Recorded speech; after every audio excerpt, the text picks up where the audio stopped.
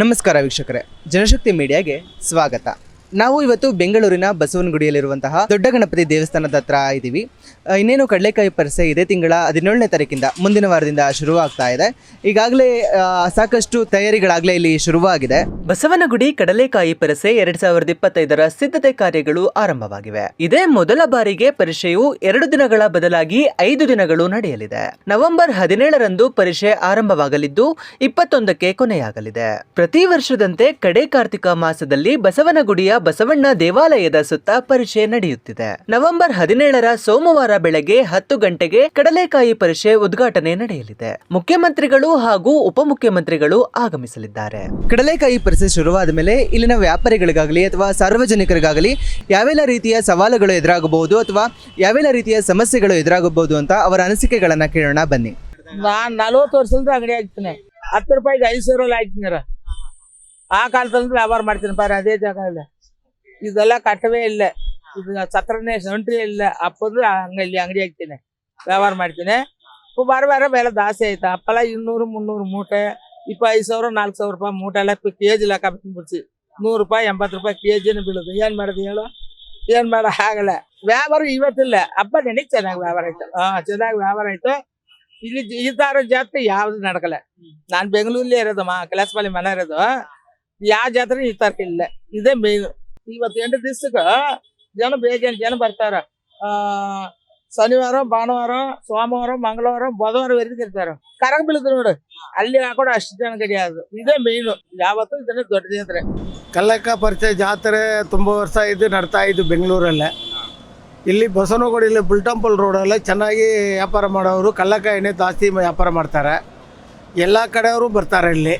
ಆಂಧ್ರ, ಕರ್ನಾಟಕ, ತಮಿಳ್ನಾಡು, ಇಲ್ಲಿ ಎಲ್ಲ ಕೇರಳ ಎಲ್ಲ ಫುಲ್ಲು ಎಲ್ಲವೇ ಕಲ್ಲಕಾಯಿ ಜಾಸ್ತಿ ಹಾಕಿ ದೇವಸ್ಥಾನ ಹತ್ರ ಮುಂದ್ಗಡೆನೇ ವ್ಯಾಪಾರ ಮಾಡ್ತಾಯಿದ್ದಾರೆ.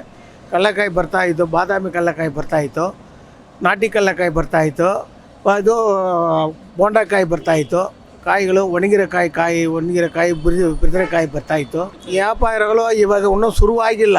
ವ್ಯಾಪಾರ ಬರವಾರನೇ ಭಾನುವಾರ ಅಂದು ಶುರುವಾಗುತ್ತೆ ಜಾತ್ರೆ. ಭಾನುವಾರ ಅಂದು 4-5 ದಿವಸ ಚೆನ್ನಾಗಿ ವ್ಯಾಪಾರ ಆಗುತ್ತೆ. ಕಲ್ಲಕಾಯಿಗಳು ರೇಟುಗಳು ಸ್ವಲ್ಪ ಜಾಸ್ತಿ ಇದೆ. 85 ರೂಪಾಯಿ 100 ರೂಪಾಯಿ ಕೆಜಿ ಇದೆ ಕಲ್ಲಕಾಯಿ. ಈ ವರ್ಷ ನೋಡಬೇಕು, ಇನ್ನೂ ಜಾಸ್ತಿ ಕಾಯಿ ಬಂದಾಗ ಕಮ್ಮಿ ಆಗುತ್ತಾ ಇಲ್ಲ ಜಾಸ್ತಿ ಆಗುತ್ತಾ ಅಂತ ಗೊತ್ತಾಗಲ್ಲ. ಇಲ್ಲಿ ನಾನು 40 ವರ್ಷದಿಂದ ಇಲ್ಲೇ ಇರ್ತೀನಿ. ನಾವು ಬುಲ್ ಟೆಂಪಲ್ ರೋಡು ದೊಡ್ಡ ಗಣೇಶ ದೇವಸ್ಥಾನ ಹತ್ರನೇ ಚೆನ್ನಾಗಿ ಮಾವಿನಕಾಯಿ, ಚೇಪೆಕಾಯಿ, ಕಲ್ಲಕಾಯಿ ಹಾಕ್ಕೊಂಡು ವ್ಯಾಪಾರ ಮಾಡ್ತಾಯಿದ್ದೀವಿ. ಸೋಮವಾರ ಮಂಗಳವಾರ ಕಡೆ ಕಾರ್ತಿಕ ಮಾಸದ ನಡೆಯುವ 17ನೇ ತಾರೀಕು 18ನೇ ತಾರೀಕು 17ನೇ ತಾರೀಕು ದೊಡ್ಡ ಕಡಲೆಕಾಯಿ ಪರಿಷೆ, 18 ಚಿಕ್ಕ ಕಡಲೆಕಾಯಿ ಪರಿಷೆ ಅಂತಾರೆ. ಕಡಲೆಕಾಯಿ ಪರಿಷೆಯ ಮತ್ತು ಇಲ್ಲಿ ಬಂದು ಹೋಗೋ ಜನರಿಗೆ ಅನುಕೂಲ ಆಗೋ ಥರ ನೀರಿನ ವ್ಯವಸ್ಥೆ ಮತ್ತು ಇಲ್ಲಿರೋ ಇಷ್ಟು 1 ಲಕ್ಷ ಜನ ಬರ್ತಾರೆ. ಬಂದು ಹೋಗೋದಕ್ಕೆ ಇಲ್ಲಿ ಟಾಯ್ಲೆಟ್ ವ್ಯವಸ್ಥೆ ಇಲ್ಲ. ಈ ಟಾಯ್ಲೆಟ್ ಮಾಡ್ತೀನಿ ಅಂತ ಹೇಳಿದ್ದಾರೆ. ನನ್ನ ಮೀಟಿಂಗಲ್ಲೂ ಹೇಳಿದ್ದೀವಿ ನಾವು ಅದ್ರ ಪರವಾಗಿ ಕಮಿಟಿಯವ್ರಿಗೆ. ಅವರು ಮಾಡಿಕೊಡ್ತೀನಿ ಅಂತ ಹೇಳಿದ್ದಾರೆ. ಪ್ಲಸ್ ನೀರಿನ ವ್ಯವಸ್ಥೆ ಮಾಡಬೇಕು, ಕುಡಿಯೋ ನೀರಿನ ವ್ಯವಸ್ಥೆ ಹಾಗೂ ಟಾಯ್ಲೆಟ್ ಇರೋದೇ 2 ಇಲ್ಲಿ. ಆ್ಯಕ್ಚುಲಾಗಿ ಇಲ್ಲಿ ದೇವಸ್ಥಾನದ ಪಕ್ಕ ಒಂದು, ಇನ್ನು ಸ್ವಲ್ಪ ಕೆಳಗಡೆ ಗಣೇಶನ ದೇವಸ್ಥಾನದ ಪಕ್ಕ ಗಣೇಶ ಬಸ್ ಸ್ಟಾಪ್ ಹತ್ರ ಇದೆ. ಆ 2 ಟಾಯ್ಲೆಟ್ ಇರೋದು. ಲಕ್ಷ ಜನ ಬರ್ತಾರೆ, ವ್ಯಾಪಾರದವರು ಬರ್ತಾರೆ, ಪಬ್ಲಿಕ್ ಅವರು ಬರ್ತಾರೆ.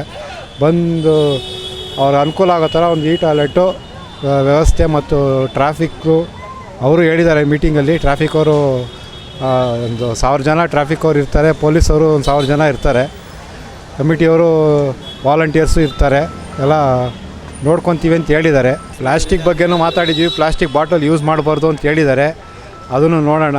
ಮತ್ತು ಇಲ್ಲಿಂದ BMS ಕಾಲೇಜವರು ವಾಲಂಟಿಯರ್ ಆಗಿ ಬಂದು ಆ ಪ್ಲಾಸ್ಟಿಕ್ಕನ್ನು ಯೂಸ್ ಮಾಡಬೇಡಿ, ಪ್ಲಸ್ ಅವರು ವಾಲಂಟಿಯರ್ ಆಗಿ ಪೇಪರ್ ಬ್ಯಾಗ್ಸ್ನ ಸಪ್ಲೈ ಮಾಡ್ತಾರೆ.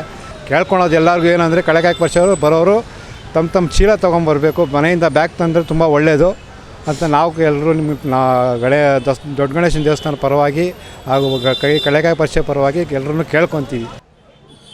ಈ ನಮ್ಮ ಬೆಂಗಳೂರಲ್ಲಿ ಈ ಕಡಲೆಕಾಯಿ ಪರಿಷೆ ಅದು ತುಂಬ ದೊಡ್ಡ ಜಾತ್ರೆ. ಹಂಗಾಗಿ ನಾವು ಆನೇಕಲ್ ತಾಲೂಕಿಂದ ಇವಾಗ ಸ್ಟಾರ್ಟ್ ಆಗ್ತಾ ಇದೆ. ನಾವು ಇಲ್ಲಿ ವರ್ಷನೂ ಬರ್ತೀರಿ. ಅದೇ ಪ್ರತಿ ವರ್ಷ ತುಂಬ ಗ್ರ್ಯಾಂಡಾಗಿ ಆಗುತ್ತೆ ಪ್ರತಿ ವರ್ಷ. ಈ ವರ್ಷವೂ ಅಂದರೆ ನಾವು ಬರ್ತೀವಿ, ತುಂಬ ಗ್ರ್ಯಾಂಡಾಗಿ ಆಗಲಿ ಅಂತ ನಾವು ವಿಶ್ ಮಾಡ್ತೀವಿ ಅಷ್ಟೇ.